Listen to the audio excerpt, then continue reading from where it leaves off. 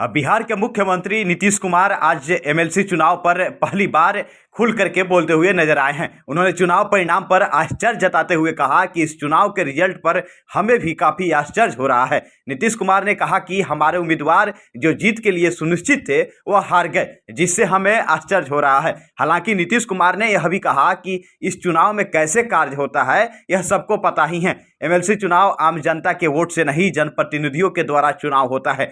पिछली बार हमारा आरजेडी के साथ अलायंस था और बीजेपी को ज्यादा सीट पर जीत मिली थी। इस चुनाव का रूप ही अलग होता है। जो भी जीते हैं उन सबको मेरी बधाई। बता दें कि विधान परिषद उपचुनाव में 24 सीटों में से सबसे ज्यादा 7 सीट बीजेपी ने जीती है। तेजस्वी यादव के नेतृत्व में आरजेडी ने 6 सीटों पर जीत हासिल की है, जबकि जनता दल यूनाइटेड के पाले में सिर्फ 5 सीटें आई है। यानी कि फिर इस बार नीतीश कुमार की पार्टी जेडीयू बिहार में नंबर 3 की पार्टी बनकर रह गई है। वहीं सम्राट अशोक को लेकर के जिस तरीके से बीते दिन बीजेपी की तरफ से पटना में एक भव्य कार्यक्रम किया गया, उसको लेकर के लगातार बीजेपी की तरफ से यह भी कहा गया कि किसी पार्टी की तरफ से सम्राट अशोक की जयंती नहीं मनाई जा रही है। हालांकि इसको लेकर के मुख्यमंत्री नीतीश कुमार ने आज साफ साफ शब्दों में बीजेपी पर निशाना साधते हुए क्या कुछ कह रहे हैं, उनकी बातों को भी सुनना जरूरी है। और एमएलसी चुनाव को लेकर के भी क्या कुछ कह रहे हैं वो भी सुनिए। का नामकरण हमने सम्राट अशोक कन्वेंशन केंद्र दिया था और उसके लिए सम्राट अशोक के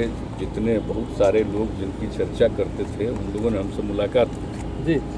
15-16 ईस्वी में हम लोगों ने बात किया कि इसका एक सरकारी ये होना चाहिए उनकी जयंती का। तो उसी में हम लोगों ने कहा कि कब उनका था, क्योंकि इसका कोई ऑफिशियल कोई चीज़ नहीं था, लेकिन फिर भी हुआ कि उनका अष्टमी से बहुत मतलब था। तो वही सम्राट अशोक का अष्टमी के दिन ये तय किया गया। और उसमें जानते हैं बड़े एक्सपर्ट लोग, जरा पुराना सब कागज़ निकाल के देख लीजिएगा, तो बहुत लोग कहे कि उनका तो कोई है ही नहीं नाम, कैसे इसका नाम दिए हैं कि उसी दिन उनका जन्म हुआ, उनका जयंती का तो कुछ पता नहीं।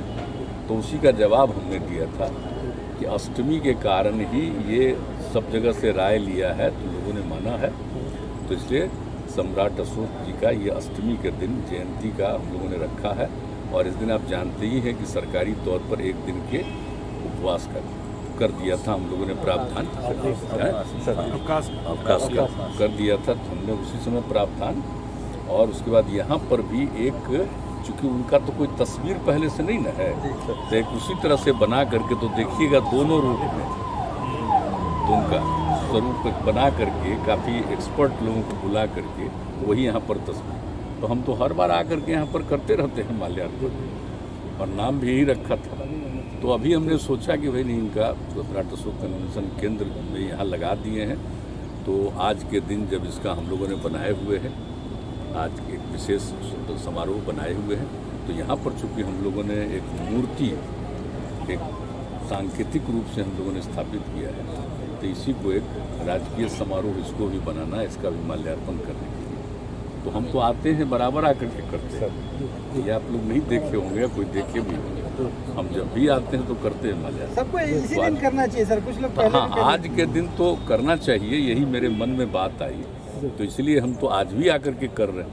वैसे तो जब हम यहाँ आते हैं तब करते हैं, तो वो करते हुए इसका भी एक सब दिन के लिए एक राजकीय समारोह के रूप में इसका भी इसको भी शामिल कर दिया। एक सवाल है सर, मुख्यमंत्री जी, एमएलसी चुनाव में जो नतीजे आए, एनडीए को भी बढ़त मिली है अच्छी खासी, क्या कहेंगे? एमएलसी चुनाव के जो नतीजे आए, एनडीए को भी बढ़त मिली है उसमें अच्छी खासी, उस पर क्या कहेंगे? अब तो ठीक ही है। अब तो एनडीए का जब चुनाव होता है, जो जानते नहीं ना है आजकल ये कैसा चुनाव है, ये आम जनता का कोई वोट थोड़ी है, ये लिमिटेड लोगों का वोट है।